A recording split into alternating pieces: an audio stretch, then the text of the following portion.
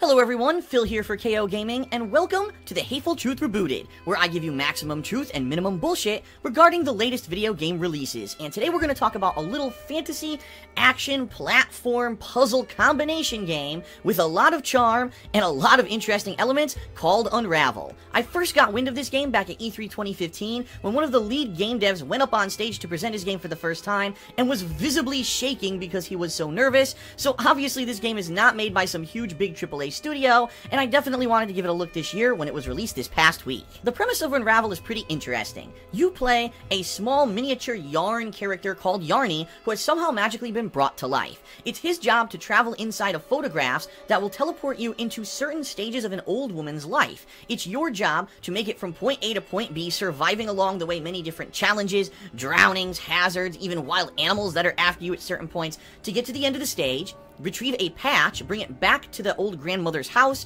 add that patch to her scrapbook, and somehow restore a memory that possibly she had forgotten about during the course of her life. So just the premise of trying to restore an old woman's memories by going through a platformy puzzle game is pretty interesting at its core. Now, Yarny will face many different challenges over the course of Unravel, some of which are very much in tune with a classic platformer, such as jumping and grabbing the edges of ledges to pull himself up, but there's also some really unique mechanics using yarn in the game. Yarny can throw out a big strand of his own body to latch onto hooks and other things that glow red in order to do various things. He can pull items, he can push items, he can climb up the yarn to scale tall ledges, he can rappel down the yarn to go down without hurting himself long distances, he can swing from the yarn, which actually creates some pretty cool physics mechanics and momentum mechanics that aren't present in other platforming games. And overall, the combination of all the different factors of Unravel makes it feel like a really unique platforming experience and something you've probably never experienced before, even in similar games using a yarn-like mechanic. One of the coolest things about the game is that you actually have to manage the length of the yarn that you use. If you use too much yarn or attach your body to too many hooks throughout a stage, you'll actually get to a point where you cannot progress because you've run out of yarn. And the goal to progress is to actually reach certain checkpoints throughout the stages where you get to a new spool of yarn that allows you to have more yarn to your body and continue on with the stage. So again, another really unique aspect, something cool and different that I really liked about the game that I've never seen before in another platforming or puzzling experience. The challenge level of the puzzles in Unravel can vary greatly. Some could be incredibly easy, such as just swinging across a gap or attaching to a ledge and pulling yourself up. Some can actually rack your mind with how the heck do I figure this out? And quite honestly, through my playthrough of this game, I found myself probably 2 or 3 times really distinctly stumped on how to solve a puzzle. Now that's a good thing. I like the fact that there's different challenge, and because you're using different kinds of physics and pulling and pushing and movement and momentum mechanics, that it makes you think differently from other classic platforming games. But it does need to be said that I feel that sometimes I think they could have been a little bit more explanatory in what they expected you to do to figure out a puzzle, especially when you finally figure it out and you're like, man, if I had only known this one mechanic that has not been explained in the game, I probably would have solved that in 2 minutes instead of 15, but I think that's actually part of the challenge of the game and what adds to its length and replayability.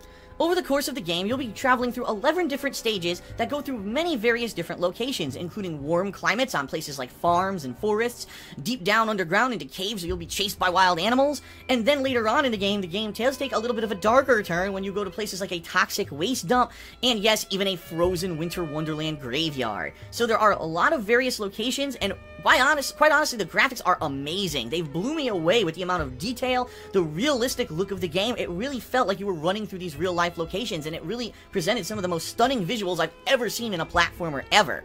And it also does need to be said that Unravel runs at a full 60 frames per second the entire way through, which is a nice touch for a game like this, where typically for a platformer you may not care if it runs at 30 or 60 frames. It really was a nice touch, and I did appreciate it. Now you might say, outside of just plain surviving and getting through these stages by reaching the checkpoints and getting more yarn added to your body and then ultimately collecting the patch at the end of the stage, is there anything else to do in the game? And the answer is yes. First of all, there are collectible patches, which are considered the secret items of the game. The more you collect, obviously it adds up a tally, and if you collect all of them, you'll get a trophy or achievement appropriately depending on what console you're playing. In addition to that, there are hidden challenges that will also reward you with trophies or achievements. For example, finding a particularly well-hidden secret in a stage, or maybe swinging from a certain amount of ledges back and forth without ever touching the ground. Those things will also net you some pretty cool achievements in the game. Now, I wish that there was a little bit more, and I could tell you there's tons of collectibles or whatever. Not really. There's only 5 of these badges per stage, and there's only a limited amount of these extra challenges. The bottom line is, once you do play through the game once, unless you want to really go back and do all the challenges and get the patches, there's not much replayability here, and that does need to be said. Ultimately, the game took me about 5.5 to 6 hours to beat. Depending on your own skill level with previous puzzle and platformer games, it could take you longer, it could take you less, and also if you are trying to be a completionist and get every single hidden item, it's obviously going to take you way longer than it took me to beat the game. But hey, a 5.5 to 6 hour experience for a $20 price tag isn't too bad, isn't too shabby, and the fact that there were original mechanics introduced in the game made me feel like I was playing something new and original rather than something that was just a rehashed platformer, and I felt that the value was there for what I paid. So let's recap the positives and negatives. The positives, amazing graphics with a wide variety of locations, some really unique and interesting platforming and puzzle mechanics that I've never really seen in any game before, and a pretty decent value for your dollar. For $20, getting, 5.5 to 6 hours of gameplay with also replayability with the collectibles, that's great. Some negatives. Quite honestly, I do really feel that there should have been better explanation of certain mechanics of the game. There were certain puzzles that I got stuck on for 15 to 20 minutes that I really could have solved in 2 if I had understood a certain mechanic of the game, and the game really doesn't do much in the grounds of a tutorial, outside of just explaining the real basic controls in the very first stage. You're kind of thrown to the wolves to figure it out for yourself. Some might argue, oh, that's great, because then you actually have to figure it out for yourself, and it adds length and challenge to the game. I think maybe just explain the mechanic to me, and I'll probably figure it out and like the game a little bit better. Number 2, there was a little bit of wonkiness in the game when it came to some of the platforming mechanics. I noticed there was a little bit of clipping issues where I would sometimes pass through a platform by accident. It wasn't prevalent, but I have to call out, it happened a couple of times. But the good news, and I'll turn this into a positive, is that the checkpoints are frequent enough that if this does happen, you can easily just start back from the beginning of the puzzle. It's not like you're going to be forced to redo tons and tons of stuff if you die, because the checkpoints are frequent enough. So even when one of these occurrences happened, it didn't ruin my gameplay day. It just was a little mild annoyance, and then I had to restart the puzzle really quickly.